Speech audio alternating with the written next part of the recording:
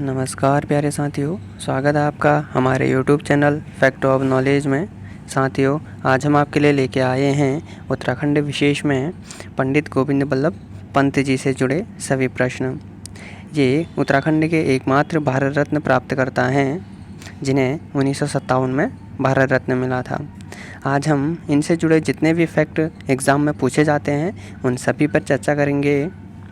तो आइए वीडियो को शुरू करते हैं। वीडियो के अंत तक जुड़े रहें।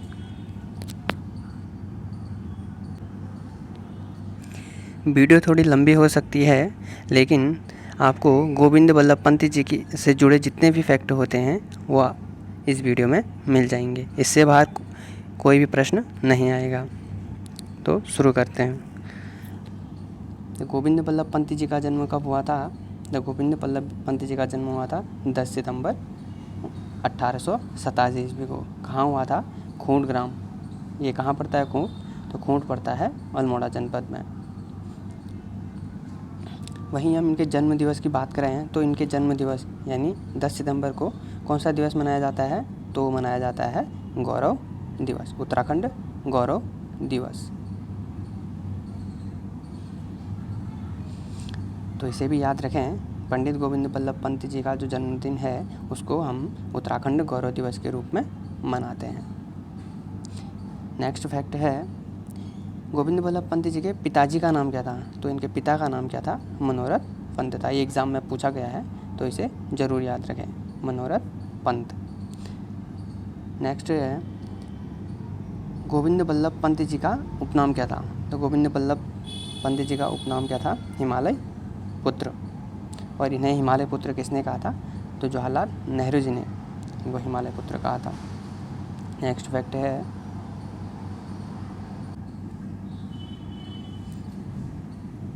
बचपन का नाम। तो गोविंद बल्लभ पंत जी का जो बचपन का नाम है वो क्या था? तो गोविंद बल्लभ पंत जी के सहपाठी उन्हें बचपन में गोविंद बल्लभ महाराष्ट्र कहा करते थे। तो गोविंद बल्लभ महाराष्ट्र इनका बचपन का नाम था।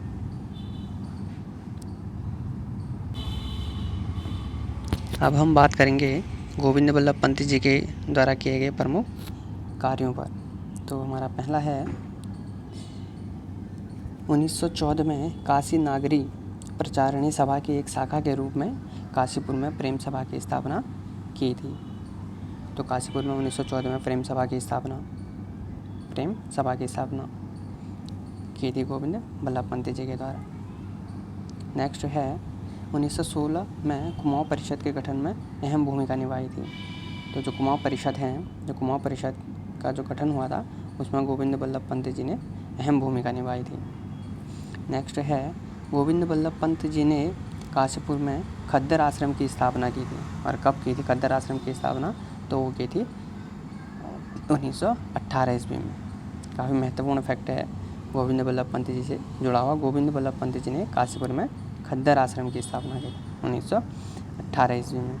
नेक्स्ट है, वन समस्या निराकरण हेतु कुमाऊं संघ की स्थापना। तो हमारा पहला प्रश्न तो यही बन जाता है कि कुमाऊं संघ की स्थापना कब की गई? तो कुमाऊं संघ की स्थापना कब की गई? 1916 ईस्वी में। और कुमाऊं संघ का संबंध किससे है? तो वो है वन समस्या निराकरण हेतु जो है कुमाऊं संघ की स्थापना की गई 1916 ईस्वी में। तो इसके सचिव कौन थे? तो इसके सचिव थे गोविंद बल्लभ पंत जी। अब हम नेक्स्ट फैक्ट पे बात करेंगे, इनसे जुड़े प्रमुख संस्थान के बारे में बात करेंगे। तो इनसे जुड़े प्रमुख संस्थान हैं, फर्स्ट है गोविंद बल्लभ पंत सामाजिक विज्ञान संस्थान प्रयागराज यूपी। तो गोविंद बल्लभ पंत जी से जुड़ा हुआ जो सामाजिक विज्ञान संस्थान है वो कहाँ है? तो वो यूपी में है। नेक्स्ट है, गोविंद बल्लभ पंत कृषि एवं प्रौद्योगिकी विश्वविद्यालय पंतनगर उत्तराखंड। तो ये हमारे पंतनगर रुद्रपुर उधम सिंह नगर में स्थित है गोविंद बल्लभ पंत कृषि एवं प्रौद्योगिकी विश्वविद्यालय, जिसकी स्थापना कब हुई थी? 1960 ईस्वी में। नेक्स्ट है, गोविंद बल्लभ पंत अभियांत्रिकी महाविद्यालय कहाँ स्थित है? तो ये कहाँ स्थित है? ये पौड़ी उत्तराखंड में स्थित है। पौड़ी गढ़वाल उत्तराखंड में स्थित है गोविंद बल्लभ पंत अभियांत्रिकी विश्वविद्यालय। नेक्स्ट है, गोविंद बल्लभ पंत इंटर कॉलेज कहाँ है? तो गोविंद बल्लभ पंत इंटर कॉलेज कहाँ है? ये काशीपुर में है, उधम सिंह नगर में। नेक्स्ट है गोविंद बल्लभ पंत सागर। तो गोविंद बल्लभ पंत सागर कहाँ है? तो ये है सोनभद्र, उत्तर प्रदेश में। नेक्स्ट फैक्ट है डाक टिकट। तो अब हम बात करेंगे गोविंद बल्लभ पंत जी पे डाक टिकट कब कब जारी किए गए। तो गोविंद बल्लभ पंत जी पे 2 डाक टिकट जारी किए गए। तो पहला डाक टिकट कब जारी किया गया? 1965 ईस्वी में 15 पैसे का डाक टिकट जारी किया गया था पहली बार। और दूसरी बार जो है 1988 ईस्वी में गोविंद बल्लभ पंत जी पर दूसरा डाक टिकट जारी किया गया था। तो 2 बार 1965 में और 1988 में 2 बार जो है गोविंद बल्लभ पंत जी पे क्या किया गया? डाक टिकट जारी किया गया। तो इसे ज़रूर याद करें। नेक्स्ट है, अब हम बात करेंगे गोविंद बल्लभ पंत जी से जुड़े प्रमुख रचनाओं के बारे में। तो उन्होंने कौन कौन सी रचनाएं लिखी? तो वो हैं, फर्स्ट है वरमाला। तो वरमाला किस पर आधारित है? मार्कंडेय पुराण की कथा पर आधारित है। तो आजकल जो है पेपरों का लेवल थोड़ा बढ़ गया है, तो उसमें जो है ऐसे ही प्रश्न पूछे जाते हैं कि जो है ये भी पूछ सकता है कि गोविंद बल्लभ पंत जी का जो वरमाला रचना है वो किस पर आधारित है? तो किस पर आधारित है? मार्कंडेय पुराण पर आधारित है। नेक्स्ट है राजमुकुट। अंगूर की बेटी। तो अंगूर की बेटी का किस पर आधारित है? तो ये शराब में दुष्परिणाम दिखाने वाले, यानी कि शराब पीकर जो है क्या क्या दुष्परिणाम हो सकते हैं उस चीज़ को दिखाया गया है अंगूर की बेटी में। नेक्स्ट है सुहाग बिंदी, ययाति, सुजाता, अधूरी मूर्ति, गुरु दक्षिणा और काशी का जुलाहा। तो काशी का जुलाहा पहले ही पेपर में पूछ चुका है आयोग, तो इसे ज़रूर याद रखें। अगर हम इसमें महत्वपूर्ण की बात करें तो इम्पोर्टेंट इसमें एक है काशी का जुलाहा, अंगूर की बेटी, सुहाग बिंदी और वरमाला। नेक्स्ट है, अगर हम गोविंद बल्लभ पंत जी के नाटकों की बात करें तो उसमें पहला है प्रतिभा, मदारी, तारिका, एक खत, प्रतीक की राह और कोहिनूर का लुटेरा। तो जो कोहिनूर का लुटेरा है ये पहले पेपर में आ चुका है, तो इसे ज़रूर याद रखें। अब हम बात करेंगे गोविंद बल्लभ पंत जी से जुड़े हुए अन्य महत्वपूर्ण तथ्यों के बारे में। वीडियो के अंत तक बने रहें। आशा करता हूँ आपको ये प्रश्न ज़रूर पसंद आएंगे। तो हमारा पहला फैक्ट है गोविंद बल्लभ पंत जी काशीपुर में काफ़ी सक्रिय रहे थे, इसलिए अंग्रेज काशीपुर को गोविंदगढ़ कहा करते थे। तो गोविंदगढ़ किसे कहा जाता है? ये काशीपुर को कहा जाता है। क्यों कहा जाता है? क्योंकि गोविंद बल्लभ पंत जी जो है काशीपुर में काफ़ी सक्रिय रहे थे, इसीलिए काशीपुर को अंग्रेजों ने क्या कहा? गोविंदगढ़ कहा। नेक्स्ट फैक्ट है 1905 में बनारस में होने वाले भारतीय राष्ट्रीय कांग्रेस के अधिवेशन में उन्होंने स्वयंसेवक के रूप में पहली बार भाग लिया। तो ये काफ़ी महत्वपूर्ण फैक्ट है। पूछ सकता है आयोग कि गोविंद बल्लभ पंत जी ने भारतीय राष्ट्रीय कांग्रेस में कब भाग लिया? तो 1905 ईस्वी में भाग लिया था। कहाँ लिया था? बनारस में। नेक्स्ट फैक्ट है 1924 में वह स्वराज पार्टी के टिकट पर नैनीताल जनपद से संयुक्त प्रांत की विधानसभा के सदस्य निर्वाचित हुए। 1924 ईस्वी में वो स्वराज पार्टी के टिकट पर नैनीताल जनपद से संयुक्त प्रांत, उसमें उत्तराखंड जो है संयुक्त प्रांत यानी कि यूपी में सम्मिलित था, तो इसीलिए संयुक्त प्रांत के विधानसभा के लिए निर्वाचित हुए थे। नेक्स्ट फैक्ट है 1916 में अखिल भारतीय कांग्रेस कमेटी के सदस्य चुने गए। तो अखिल भारतीय कांग्रेस कमेटी के सदस्य कब चुने गए गोविंद बल्लभ पंत जी?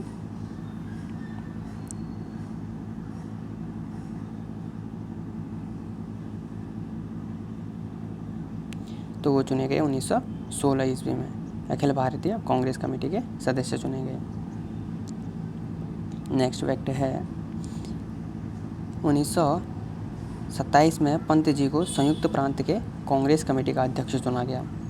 तो 1927 में जो है पंत जी संयुक्त प्रांत के कांग्रेस कमेटी के अध्यक्ष भी बन गए।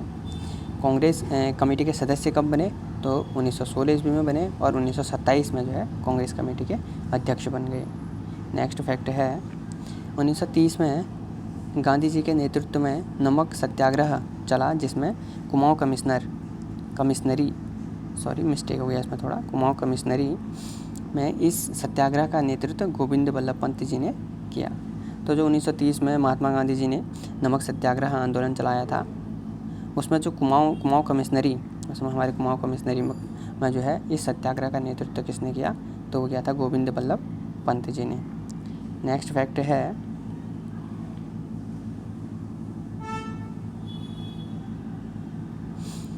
9 अगस्त सन 1942 को उन्हें कांग्रेस कार्यकारिणी के सदस्य के साथ मुंबई में गिरफ्तार किया गया और 31 मार्च सन 1945 तक अहमदनगर किले में नज़रबंद किया गया। तो इन्हें यहाँ जो 9 अगस्त 1942 को कौन सा आंदोलन शुरू हुआ था, तो वो हुआ था भारत छोड़ो आंदोलन, क्विक इंडिया मूवमेंट, भारत छोड़ो आंदोलन।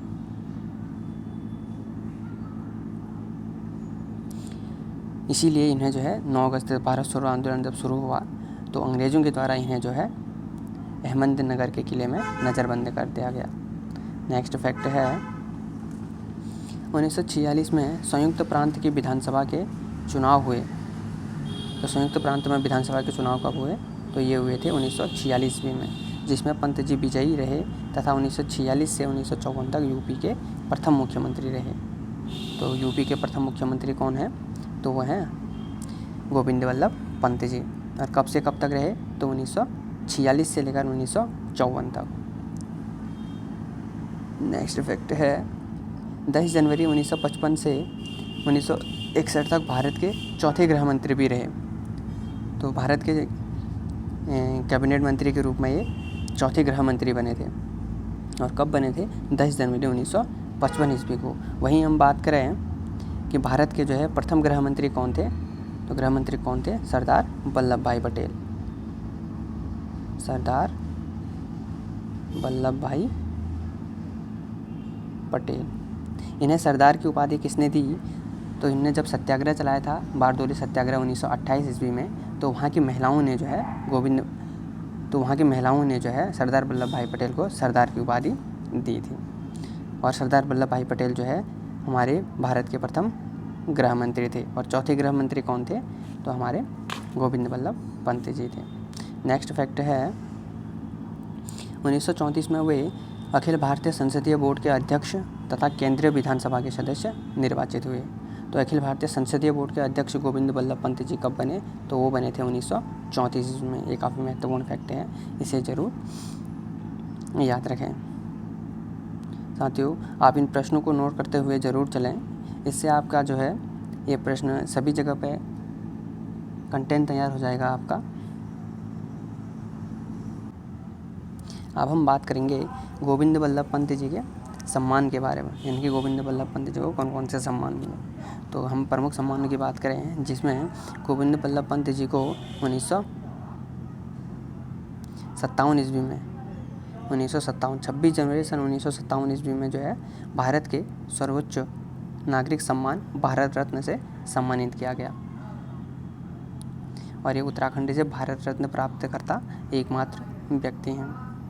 नेक्स्ट है 1954 में कुमाऊं विश्वविद्यालय ने इनको डॉक्टरेट की उपाधि दी थी।